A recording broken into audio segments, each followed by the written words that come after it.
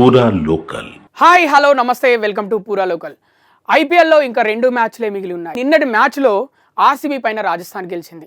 పాపం చాలామంది ఆర్సీబీ ఫ్యాన్స్కి గుండెకోత మిగిల్చింది. కనీసం ఈసారైనా ఆర్సీబీ కప్పు కొడుతుందేమో అని చాలా ఆశగా ఎదురు చూశారు.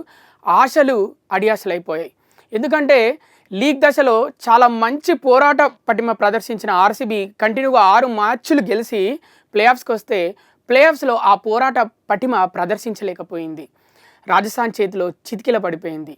కేవలం 172 రన్స్ మాత్రమే కొట్టగలిగింది. కేవలం ఎందుకన్నానంటే ఎలిమినేటర్ లాంటి మ్యాచ్లో 172 రన్లు చాలా తక్కువ అని చెప్పుకోవాలి. ఎందుకంటే ఆర్సీబీ బ్యాట్స్మెన్స్ ఎలా ఆడారంటే వికెట్ ఎక్కడ పోతుందేమో అని మైండ్లో ఒక థాట్ పెట్టుకొని వికెట్ కాపాడుకుంటూ ఆడినట్టు మనకు అందరికీ అనిపించింది. దానివల్ల స్కోరు 172 మాత్రమే రన్స్ చేయగలిగారు.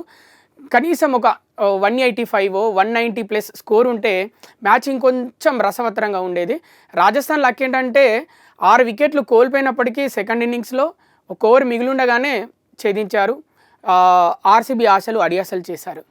చూద్దాం మరి ఫైనల్లో కోల్కతా నైట్ రైడర్స్తో ఏ టీం ఆడబోతుంది?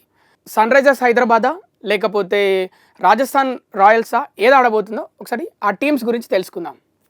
సన్ రైజర్స్ టీం గురించి మనం మాట్లాడుకుందాం. సన్ రైజర్స్ టీంలో ఓపెనర్స్ ట్రేవిస్ హెడ్, అలాగే అభిషేక్ శర్మ, త్రిపాఠి, సమద్, క్లాసెన్, షాబాజ్, కమిన్స్ కూడా మంచి బ్యాటింగ్ చేస్తాడు. ఇలా బ్యాటింగ్లో మంచి బ్యాటింగ్ లైనప్పుడు ఉన్నప్పటికీ మార్క్రామ్ వెళ్ళిపోయేసరికి కొంచెం మిడిల్ ఆర్డర్లో కొంచెం బ్యాలెన్స్డ్గా ఉంది.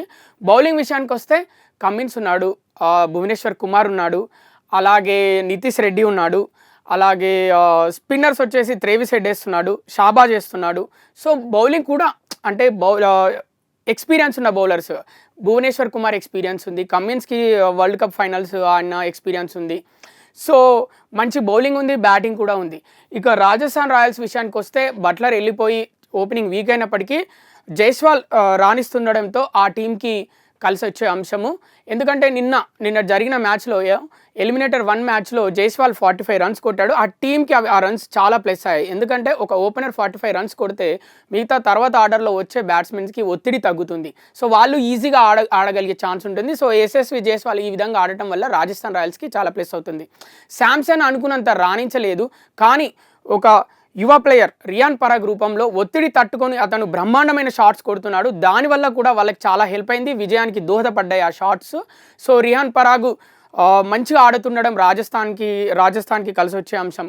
రియాన్ పరాగ్ తర్వాత వచ్చే ప్లేయర్స్ ఎవరైనా ఉన్నారంటే రోమన్ పావెల్ ఉన్నాడు, అలాగే హెడ్మేయర్ ఉన్నాడు, అలాగే రవిచంద్రన్ అశ్విన్ ఉన్నాడు. రవిచంద్రన్ అశ్విన్ ఆల్రౌండర్గా అనుకుందాం, but hitters like West Indies players Roman Powell and Hetmyer వీళ్ళు ఇంకా చాలా హెల్ప్ అవుతున్నారు రాజస్థాన్కి. అంటే టఫ్ ఫైట్ ఉండబోతుంది.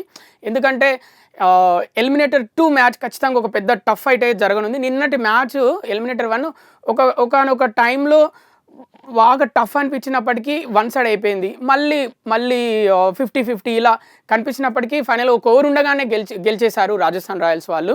అలాగే రాజస్థాన్ రాయల్స్ బౌలింగ్ చూసుకుంటే ట్రెంట్ బోల్ట్ ఉన్నాడు, సందీప్ శర్మ ఉన్నాడు, అలాగే మనకి చాహల్ ఉన్నాడు. నిన్న మ్యాచ్లో చాహల్ గురించి ఒక విషయం చెప్పుకోవాలి. చాహల్ ఒక వికెట్ తీశాడు. అది చాలా ఇంపార్టెంట్ వికెట్. ఎవరిది?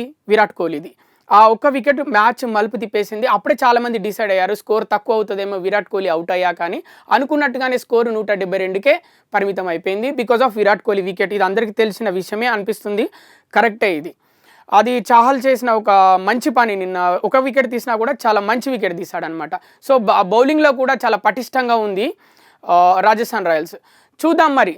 చెన్నైలో ఇంకా 2 మ్యాచ్లు మిగిలి ఉన్నాయి. అది ఒకటి ఎలిమినేటర్ 2, ఇంకొకటి ఫైనల్. మరి ఫైనల్లో కోల్కతా తోటి హైదరాబాద్ ఆడుతుందా, రాజస్థాన్ రాయల్స్ ఆడుతుందా? ఒక రోజు మాత్రం మనం వేచి చూడాల్సిందే. ఫైనల్ ఆదివారం జరగబోతుంది. రేపు అనగా మనకి 24th Rajasthan versus Hyderabad match eliminator 2 జరగబోతుంది చెన్నైలో. సో వేచి చూద్దాం మరి. మనం అదే హైదరాబాదీలుగా మనం ఖచ్చితంగా అనుకుంటాం ఏంటి మనకు హైదరాబాదే ఫైనల్ వెళ్ళాలని. బట్ నిన్న చాలామంది ఏమనుకున్నారంటే రాజస్థాన్ నేమ్ ఒక్కరు కూడా చెప్పలేదు. అందరూ ఆర్సీబీ విన్ అవుతుంది ఎందుకంటే అంత బాగా ఆడుకుంటూ వచ్చారని. బట్ చివరికి చూస్తే రాజస్థాన్ విన్ అయింది. మనకు కూడా అంతే. స్పోర్టివ్గా ఆలోచించాలి. చాలా ఎలా అంటే ఎవరు బాగా ఆడితే వారు విన్ అవుతారు. బట్ మనది హోమ్ టీమ్ కాబట్టి హైదరాబాద్ విన్ అయితే మనం అందరం చాలా హ్యాపీగా ఫీల్ అవుతాం. రేపు మంచి టఫ్ ఫైట్ ఉండాలని కోరుకుందాం. ఎందుకంటే టఫ్ ఫైట్తో విన్ అయితే టఫ్ ఫైట్తో విన్ అయ్యి అలా ఫైనల్కి వెళ్తే మనకు ఫైనల్లో ఈజీగా ప్రెషర్ లేకుండా ఆడే ఛాన్స్ ఉంటుంది. కాబట్టి రేపు మంచి ఫైట్ జరగాలని కోరుకుందాం. అప్పటి వరకు చూస్తూనే ఉండండి పూరా లోకల్. మరొక మంచి టాపిక్తో మళ్ళీ కలుద్దాం.